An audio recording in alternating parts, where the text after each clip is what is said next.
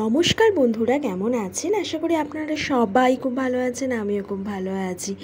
আজকে যে ব্লগটা আপনাদের সামনে তুলে ধরছি সেটা হচ্ছে শ্রাবণ মাসের শেষ সোমবার আমি কি করলাম আর কেমনভাবে কাটলাম সেটাই আপনাদের সামনে তুলে ধরলাম। কেমন লেগেছে এই ব্লগটা অবশ্যই জানাতে ভুলে যাবেন না কিন্তু। আর ভালো লাগলে একটা লাইক কমেন্ট করে যাবেন। আর আমার যেসব নতুন বন্ধুরা আমার এই ব্লগটি প্রথম দেখছো তারা অবশ্যই আমার সাবস্ক্রাইব করে পাশে থেকো। একে অপরকে পাশে না পেলে তো এগিয়ে যাওয়া সম্ভব নয়। চলো সকাল সকাল স্নান টান করে আগেই টুকটাক কাজগুলো আগে করে নিই। প্রথমেই আগে আমি যেটা করে নিলাম সেটা হচ্ছে বিছানাটাকে ভালোভাবে বাগিয়ে নিলাম। এরপর চলে যাব পুজো দিতে। চলো তার আগে একটু বসে না যায়। যেদিন খাওয়া দাওয়া থাকে না সেদিন যেন একটা বিশাল কাজ নাই, মানে কোনো কাজ নেই গো। আর উপোস মানে হচ্ছে তো খাওয়া দাওয়া ছিল না, তাই ভালোভাবেই দিনটা কাটলো। চলো একটু ফোন টোন ঘেঁটে নিয়ে আর চুলটাকে ভালোভাবে শুকিয়ে নিয়ে তারপর যাবে বাবার মন্দিরে। রেডি হয়ে যাব। খুব গরম করছিল বিশ্বাস করো, কারণ রোদের জোরটা ছিল বিশাল, মানে খুব বিশাল। সেই 1 মাস আগে যেরকম ছিল সেরকম। চলো এবার একটু রেডি হয়ে নেওয়া যাক, কারণ ঘড়িতে অনেকটা বেঁচে গেছে, তাই আর দেরি করা যাবে না। চলো এই দেখো আমি পরেছিলাম সবুজ রঙের এই কুর্তিটি। কেমন লাগছে আমাকে অবশ্যই জানিও কিন্তু। চুলটা পুরোপুরিভাবে শুকিয়ে গেছে, তাই এবার আস্তে আস্তে আঁচড়ে নেওয়া যাক। তোমাদের কার কার এরকম খুব চুল উঠছে বলো তো? আমার তো ভীষণ উঠছে, ভাল লাগে না জানো তো। এবার মনে হচ্ছে না সব চুলগুলোই একদিন উঠে যাবে, কারণ যে হারে চুল উঠছে তাতে আর চুল তো আর গজাচ্ছে না, বরঞ্চ উঠেই যাচ্ছে। দেখো কি অবস্থা। আর সত্যি ভালো লাগে না জানো তো। আগে ছোটোবেলায় কত মোটা চুল ছিল, আর এখন মানে কি বলবো, আস্তে আস্তে একদম সরু হয়ে যাচ্ছে।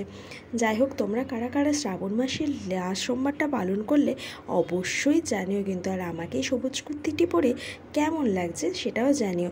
শ্রাবণ মাসে নাকি সবাই সবুজ রঙে পরে, তাই আমিও পরে নিলাম একটা সবুজ রঙের কুর্তি। প্রথম সোমবারটাও আমি পালন করেছিলাম মায়ের দেওয়া একটা শাড়ি দিয়ে। সেই ভিডিওতেও তোমরা অনেক ভালোবাসা দিয়েছো, তাই তোমাদের সাথে অবশ্যই আমি লাস্ট সোমবারের ভিডিওটা শেয়ার করলাম। কেমন লেগেছে অবশ্যই জানিও কিন্তু। মা তো ভীষণ বিজি, কারণ মা গপুকে ওঠাবে, গপুকে সেবা দেবে, তারপর ঘরের মহাদেবের মাথায় জল ঢেলে তারপর মা যাবে পুজো দিতে। আজকে আর আমার বোন যাবে না, কারণ বোন ঘরের মহাদেবের মাথায় জল ঢেলেই ও চলে যাবে ওর অফিসে, কারণ ও আজকে প্রচুর বিজি। তবে উপোসটা ও করেছিল, দেখতেই পাচ্ছ। এবার চলে একটু মেকআপ করে নেওয়া যাক। আমি তো মেকআপ অত করিও না আর করতে ভালোবাসি না, তাই আমার কাছে অগত্য ওই সানস্ক্রিন আর ময়েশ্চারাইজার এইগুলিই আছে, আর এগুলিই আমি ইউজ করি, কারণ আমি মেকআপ নিয়ে থাকতেও পারি না আর আমাকে মেকআপ স্যুটও করে না। তোমরা তো কারা কারা এরকম আমার মতো আছো তারা অবশ্যই জানিও, যারা একদমই মেকআপ পছন্দ করো না। আর আমার কাছে সাজবান হচ্ছে কাজল আর লিপস্টিক। চলো এই কাজল লিপস্টিক পরে আমাকে কেমন লাগছে সেটাও তোমরা বলে দিও। তারা সেজে আসি। এই দেখো চলে এসেছি সেজে। কেমন লাগছে বলো তো? জানি মোটামুটি ভালোই লাগছে, কি বলো? চলো এবার ভালোভাবে সেজে গুজে নিয়ে মা যতক্ষণ না রেডি হচ্ছে ততক্ষণ একটু বসে একটু রিল্যাক্স করে নিলাম, তারপর বেরিয়ে যাব হচ্ছে পুজো দেওয়ার উদ্দেশ্যে। মন্দিরটি যেহেতু আমাদের 2-3টে বাড়ির পরই, তাই কোনো চাপ নেই, মানে জাস্ট নিচে নামবো আর পৌঁছে যাবো বাবার মন্দির। কিন্তু যেহেতু শ্রাবণ মাসে লাস্ট সোমবার, তাই অনেক ভিড়। সবাই কত কষ্ট করে বাবার মাথায় জল ঢালতে আসছে, আর আমরা এই বাড়ির পাশে মন্দিরেই জল ঢেলে দিচ্ছি। সত্যিই তাই, যারা কত দূর করে মানে পায়ে হেঁটে তারকেশ্বর যাচ্ছে তাদেরকে আমি সত্যি প্রণাম জানাই গো। তাদের পুণ্যের ফলে আমরা হয়তো ভালো থাকছি। চলো বেরিয়ে পড়লাম হচ্ছে মন্দিরের উদ্দেশ্যে। এই দেখো মা আছে পেছনে, আর আমি এই যে চুলটাকে একবারেই গুটিয়ে নিয়েছি, কারণ প্রচণ্ড গরম করছিল, রোদের জোরটা ছিল প্রচুর, মানে প্রচুর রোদের জোর। সেই 1 মাস আগে যেরকম রোদের জোর ছিল সেরকম রোদের জোর। তোমরা কিন্তু আমাকে লাইক কমেন্ট করে যেতে ভুলে যেও না। এই ভিডিওটি কেমন লেগেছে অবশ্যই কিন্তু জানিও। আর এই দেখো মায়ের হাতে ছিল বাবার পুজোর সরঞ্জাম, তাই একটু দেখিয়ে দিলাম, কারণ মন্দিরে ছিল অনেক ভিড়। তারা ভালোভাবে দেখাচ্ছে মন্দিরে কতটা ভিড় ছিল। এই দেখো মন্দিরে কিন্তু তখন বাবার মাথায় জল ঢালা হচ্ছে, ভালো রকমের ভিড় ছিল মন্দিরে, তাই ওয়েট করতে হচ্ছিলো কিছুক্ষণের জন্য। চলো ওয়েট করে মন্দিরে বসেই আছি, কারণ সব জায়গাতেই তো এখন লাইন তো হবেই। ধরো বাবার তো এত ভক্ত, তো যেরকম ভক্ত সেরকম তো লাইন হবেই।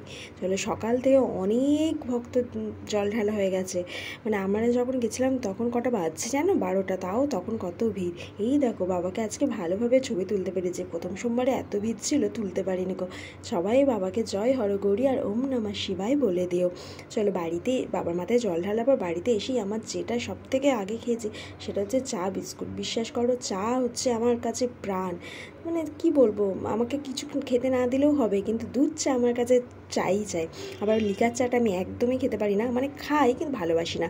তারপর যেটা খেয়েছি সেটা হচ্ছে মায়ের হাতে স্পেশাল সাবু মাখা। উপোসের দিনে এই সাবু মাখাটা যেন অমৃতের সমান লাগে। আর মায়া এত সুন্দর বানায়, কি বলবো। দুধ, আমুল দুধ প্রথমেই গুলিয়ে নেওয়া হয়ে গেছে, আর সাবুটা তো আগে থেকেই ভেজানো ছিল।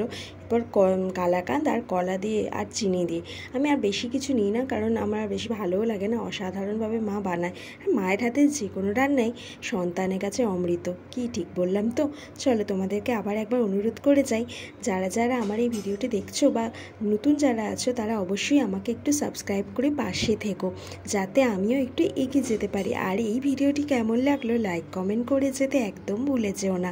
আর যেসব পুরনো বন্ধুরা আমার এই ভিডিওটি দেখছো তারা অবশ্যই জানিও তোমরা কার কারা শ্রাবণ মাসে সোমবার পালন করলে। আর এই ভিডিওটি কেমন লেগেছে অবশ্যই জানিও। তোমরা কী কী খেয়েছো শ্রাবণ মাসে সেটাও কিন্তু জানাতে ভুলে যেও না। আবার পরের ভিডিও নিশ্চয়ই দেখা হবে। সবাই ভালো থেকো, সুস্থ থেকো।